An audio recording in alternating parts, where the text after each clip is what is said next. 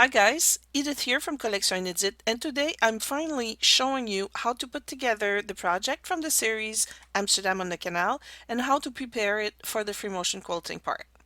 Please watch until the end because some appliques will have to be added later when part of the free motion quilting is done. The size of this project is about 96 inches wide by 55 inches high and is meant to be an art piece for a wall and should not be considered to be a quilt for a bed. This tutorial is for people who participated in the Block of the Month program and people who bought the complete series Amsterdam on the Canal. I will not show you how to assemble the appliques to build each house because this tutorial already exists, and you will find the links for each house and the landscape below this tutorial. The tutorials on how to do the free motion quilting part of this project will be available in the coming weeks. If you are interested in this project, this series comes with 6 different house patterns and the pattern for the landscape and gondolas. You can purchase the bundle for $30 Canadian and you can also buy them separately at $12 each. Each pattern comes with the instructions, the templates, and the free motion quilting design and their own free YouTube tutorial on how to build each house. Look for the keywords Quilt Block of the Month Amsterdam on the Canal on YouTube. I invite you to join my email list and to receive my newsletter. Just go to my website's homepage. Every month I will let you have a peek at my new project and the ones in progress. And don't hesitate to subscribe to my free YouTube channel and click on the bell to be notified when a new tutorial becomes available. To assemble the top of a quilt or to quilt, I use either my soprano or my tiara from Baby Lock. To do the free motion quilting, I use the Super Bee embroidered threads, 40 weights from monfil.ca, and I like to use the fabrics from Northcott Fabric for all my projects. As for the appliques, I like to use the Light Steamer Seam 2 and the Warm White 80/20 for batting by the Warm Company. Let's start by putting the background on a large flat surface where you will have enough space to work. The background is represented by the evening sky and the water that are sewn together. Next, add the brick wall and bridge across the background. The base of the brick wall should be sitting 1.5 inches under the waterline. We go on to add the strips that represents the street and sidewalk and place them on either side of the bridge and brick wall. Make sure that half of the sidewalk, the dark blue part, goes under the brick wall. Also, the street and sidewalk near the bottom step of the bridge on either side also goes behind the bridge.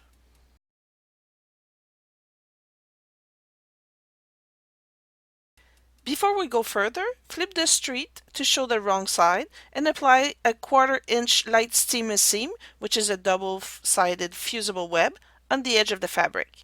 Then, flip it back and press to fuse the street to the background. Now we can add the trees on either side of the bridge, then cover the base of the trees with grass. Remember that part of the grass will be set behind the bottom steps of the bridge. It's time to place the first 2 houses on the background, so we will first place houses 3 and 4 closest to the bridge. The base of the house should be set a full inch above the top of the brick wall. Once again, before we go further, we need to flip the bridge and brick wall to show the wrong side and apply the 1/4 inch steamer seam fusible web all along the edge of the fabric.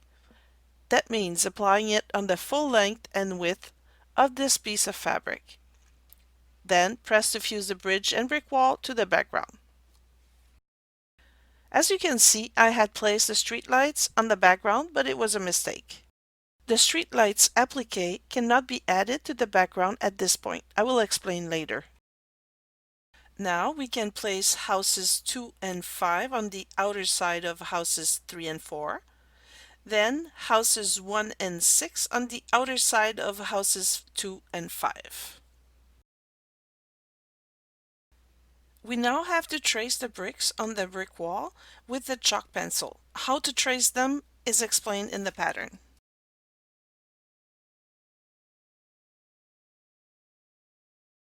Once the bricks are traced, you can place the gondolas on the canal.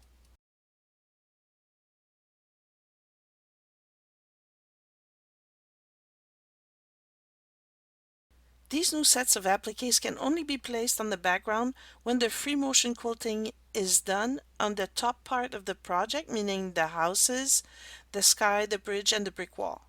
Otherwise, it would be too complicated to try to quilt the houses in between the branches, for example. These appliques will also be free on my website within a couple of weeks. You will find them by clicking on the tab Free Patterns. I would like to tell you that if you find that the posts for the guardrails are too high, don't hesitate to cut the bottom to make them shorter. When it's time, place the posts on the quilt where it will not obstruct the view of some of the free motion quilting design. When I first placed the appliques on the quilt, I placed the street lights and the posts and fused them to the background. I shouldn't have done that. Unfortunately, I was able to unglue the posts but not the street lights, so I will have to quilt the sky with the street lights in the way. That's it for today. I hope this little video will give you the information you need to start your project. And this week I will begin the tutorials on how to do the free motion quilting design on the background and the houses. Thank you for watching, and I'll see you next time.